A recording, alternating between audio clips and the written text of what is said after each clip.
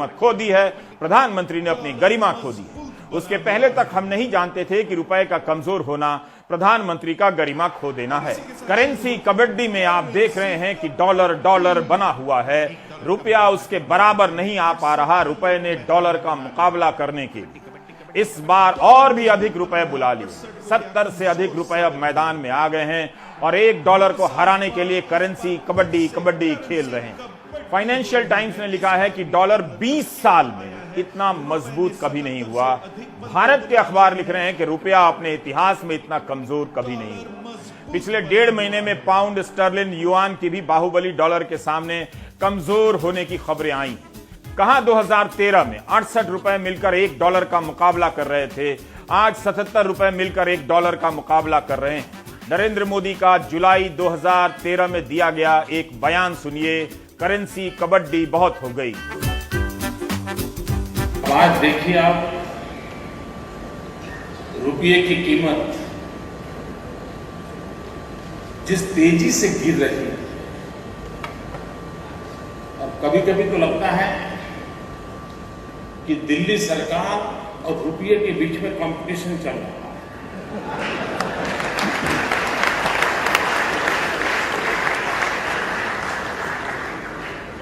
किसकी आबरू तेजी से गिरती चली जा रही है, कौन आगे जाएगा, इसकी कंपटीशन चल रही है। देश जब आजाद हुआ तब $1 ₹1 के बराबर था। ₹1 में $1 बिकता था। उस समय लोगों ने इस बयान पर सवाल उठाए थे और कहा था कि 1947 में $1 $1 के बराबर हुआ करता था। इसका कोई आधार नहीं, डेटा नहीं। ऐसी ऐसी बातें कही जा रही थीं जिनका कोई तुक नहीं था। इसलिए रुपए का गिरना केवल आज के हालात के असर का विषय नहीं है, बल्कि इसके नाम पर इतनी बड़ी आबादी को किस तरह से बेवकूफ बनाया गया, उसका विषय कहीं ज्यादा बड़ा है। अगस्त 2017 में moneycontrol.com पर एक रिपोर्ट छपी जिसमें इस बात को गलत बताया गया कि 15 अगस्त 1947 के दिन $1 $1 के बराबर था।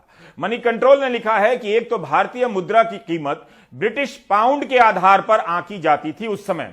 यह सिलसिला 1966 तक चला है। उसके बाद जब डॉलर स्टैंडर्ड बना, मानक बना, तब उसके मुकाबले भारतीय रुपए का अवमूल्यन किया गया। 1966 में $1 का भाव ₹4.76 था। अवमूल्यन के बाद $1 ₹7.50 का हो गया। इसलिए 1947 में $1 $1 के बराबर हो ही नहीं सकता था। लेकिन तब नरेंद्र मोदी ने कह दिया कि देश आजाद हुआ तब $1 $1 के बराबर था। आपसे अनुरोध है कि आप आज के डेट में फिर से ताली बजाएं।